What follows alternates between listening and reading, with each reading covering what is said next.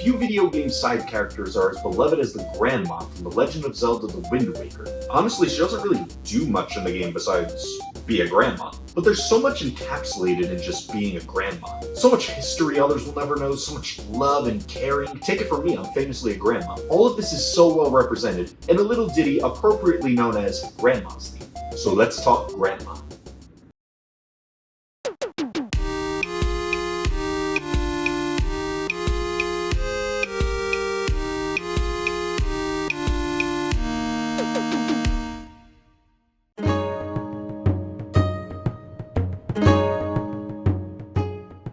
When we first meet Grandma, it's Link's birthday, and she gifts him his little Peter Pan outfit since I guess you have to be grown up to wear that.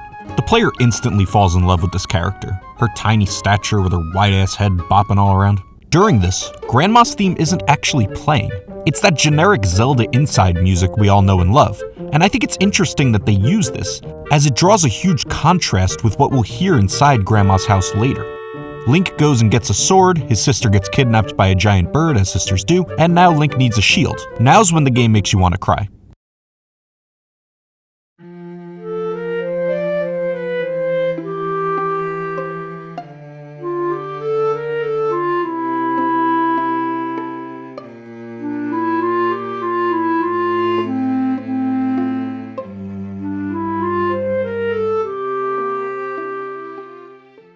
God, even as a kid this hit me hard. I was 10 when this game first released on the GameCube, and when you're 10, you're not supposed to have feelings, but this was a key moment in my video game journey. And really, it's all in the way the music hits you.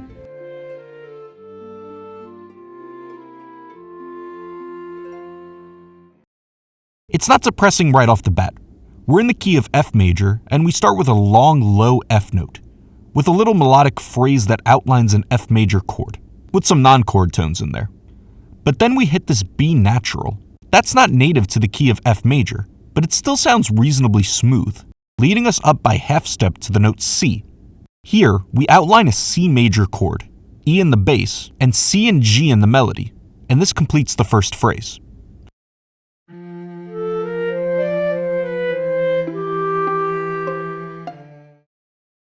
And now's where it really starts to hit. We take material from the first half of the first phrase and bring it down a third. So now we're using a D minor chord. We finish this phrase a bit differently from before, with an F note leading us to a long-held E over a long-held C. This implies the chord A minor.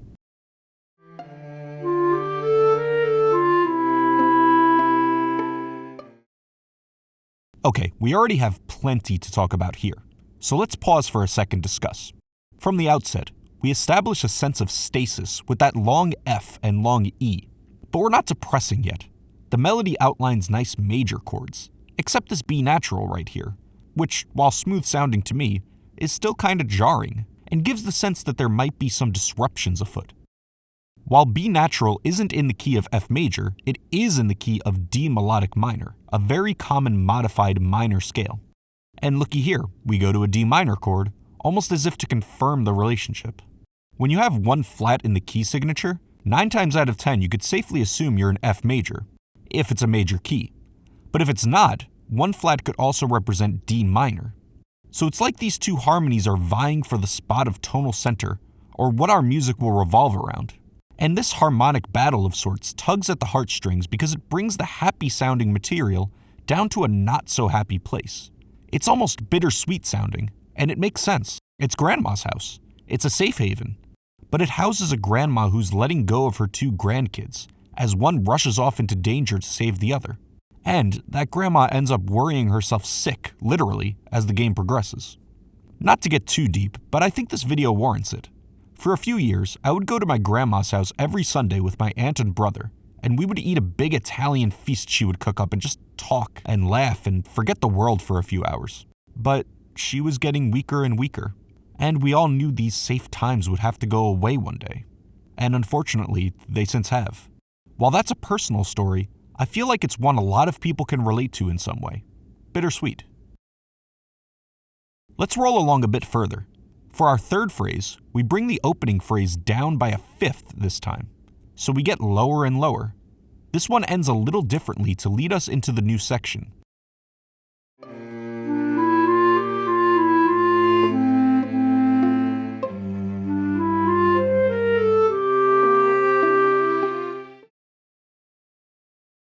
But before we get there, let's talk about this guy. If you don't know him, you've heard his stuff.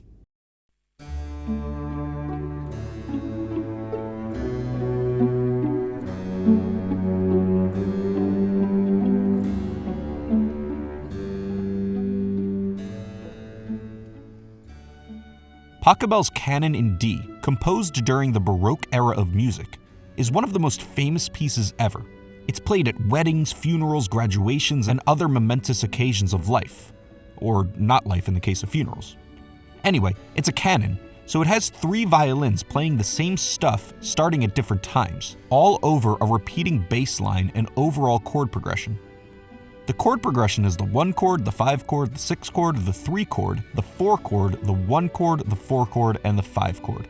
Pachelbel likely based his progression on one of the many treatises written on music during that time. The Division Violist by Christopher Simpson contained a progression that's very similar to Pachelbel's. The ending of this is a bit different from Pachelbel's, but this seems to be standard practice, using the first few chords and varying the last few. Here's Beethoven using the progression with a slight variation at the end.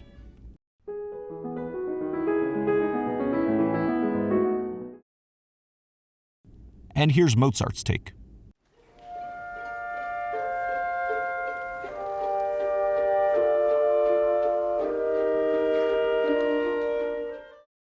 Once Pachelbel's canon entered the zeitgeist of bittersweet, nostalgic, momentous occasions, pop music followed suit. Here are a few pop songs that use the progression that are about kinda bittersweet things. You and I must make a pact. We must bring salvation back. Where there is love, I'll be there.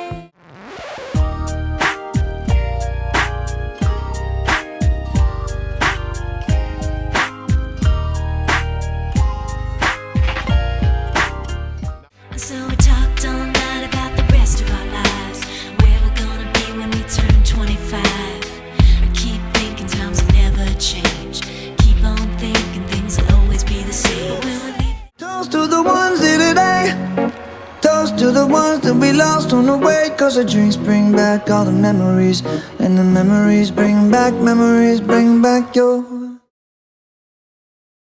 Back to Grandma. Her theme uses this Pachelbel progression with a slight variation at the end. I think the combination of the major to minor progression and the associations we've built up with this progression in the real world make it feel really real in this video game. Okay, on to the new section. Well, while I say this is a new section, it's actually a modified version of the first section. We add in thirds to our harmonic progression. Well, tenths, technically, since they're over an octave above the bass notes, but life's too short, let's just call them thirds. Thirds were a major feature of Pachelbel's canon. In the medieval era, thirds were considered unpleasant sounding because of the tuning systems they used, but they began to be embraced in the Renaissance and became a quintessential element of the harmonic system developed during the Baroque. The melody is varied a bit in this new, old section, but it's still the same basic idea, just a bit more dramatic since we've established the feel of the piece already.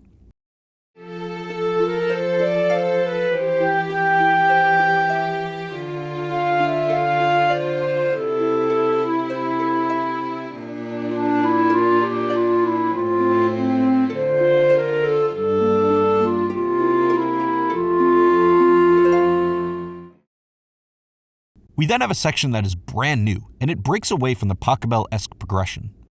The first 2 phrases actually reverse the major-minor conflict, as we start out with D minor and G minor, and then proceed to C major and F major.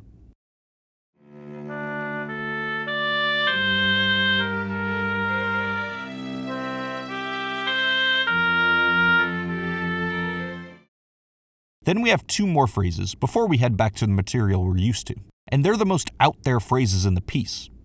This phrase is in the key of G harmonic minor, as the notes all fit in that.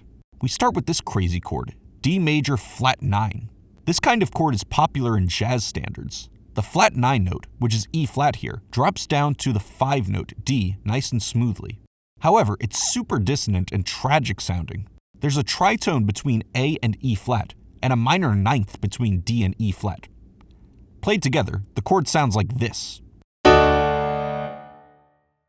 Then we head to a G minor harmony. Going somewhere so foreign just emphasizes how dramatic this section is, and it keeps going in this dramatic way even as we finish it off. We go to D minor and land on the 2 diminished chord of it. This has similar dissonant clashes as the D flat 9 chord we talked about earlier, a tritone between E and B flat, and a minor second, the compressed version of a minor ninth, between B flat and A. We then end this phrase and go to a section that's a variation of the original sections, and then loop back to the very beginning.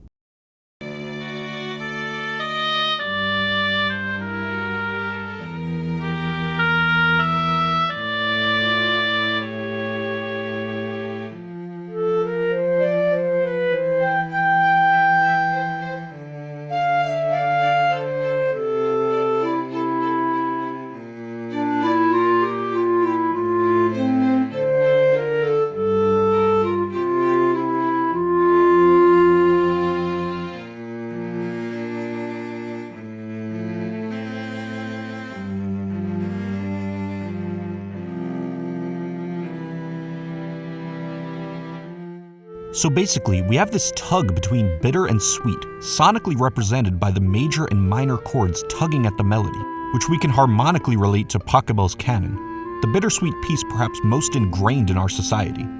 And one totally different section that reminds me of all of Grandma's worst fears she has while she's sick. When you think of Zelda music, you might think of the main theme or Zelda's lullaby or the twinkly minimalist soundtracks of Breath of the Wild and Tears of the Kingdom. But try not to forget good old Grandma.